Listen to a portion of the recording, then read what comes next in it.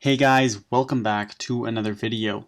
Today we are going to be discussing some of the upcoming updates and changes to RuneScape 3.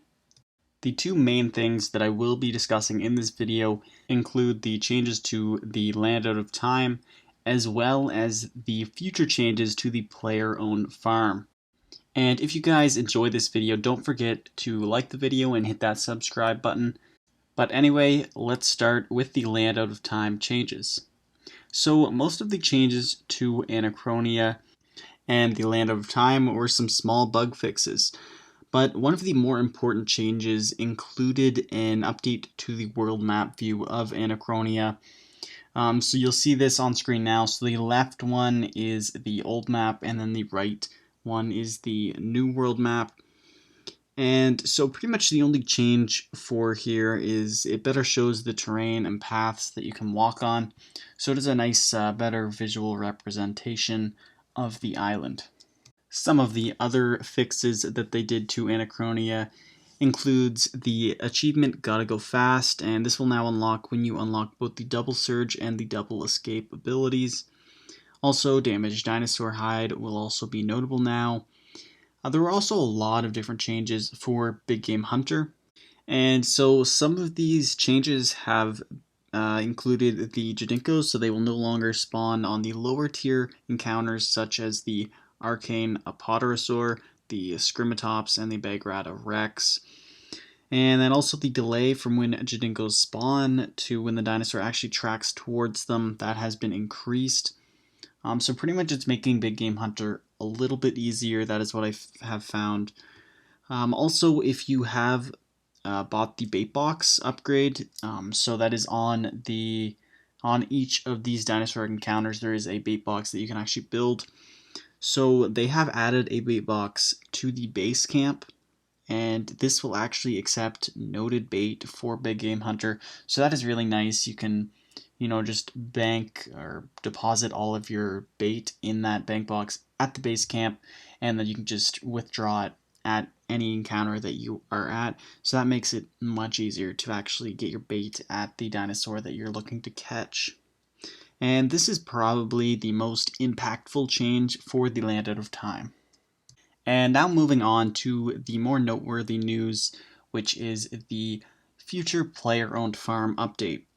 So ever since player-owned farms has been released, it has been by far the best method for training farming, and you have been able to obtain millions of farming XP every week just by checking your farm a few times every few weeks, and Jagex has been recognizing this, and they will be implementing the following changes as they try and actually nerf this method, make it a little bit worse so farming isn't so easy to complete just by doing player-owned farm.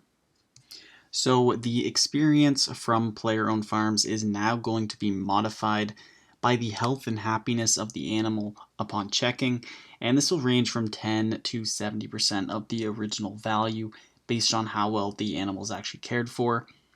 So this update will obviously make it so you actually need to feed and care for your animals to actually maximize the XP. And unlike how player-owned farms currently is, you don't actually need to care for them or feed them to get, the maximum amount of XP. And I would assume that even if your animals are at 100% health and happiness, you will still only get 70% of the experience that you are getting now. So this is obviously a pretty huge nerf, and that's just one change to player-owned farms. The next change will be breeding in non-breeding pens, and this will be 5 times less likely to succeed and 5 times slower. And the current breeding rate will remain the same in the breeding pen. So this change is a huge nerf to the player-owned farms money-making aspect side of it.